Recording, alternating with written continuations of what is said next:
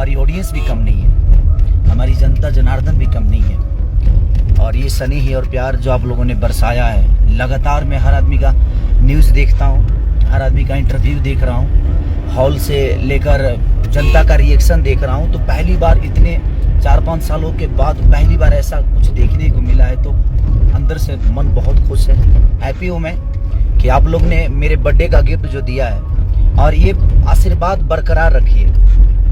15 तारीख को मेरा बर्थडे है, मैं सेलिब्रेट नहीं कर पाऊँगा, रीज़न कि मैं शूटिंग पे हूँ। अगर मैं इसके लिए अगर जाऊँ तो शायद किसी का नुकसान हो जाएगा, और किसी का नहीं, भोजपुरी समाज का होगा, अपने भाषा का होगा। तो दिल से प्रणाम है।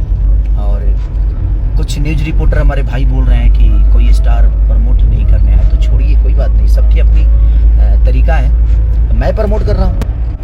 आपके बीजे पथ भी लगी है जो दिनेश भैया की है, हर हर गंगे आ रही है। आप लोग इससे भी ज़्यादा प्यार उसको दीजिए, क्योंकि आप उस फिल्म को नहीं बल्कि अपनी भाषा को प्यार दे रहे हैं।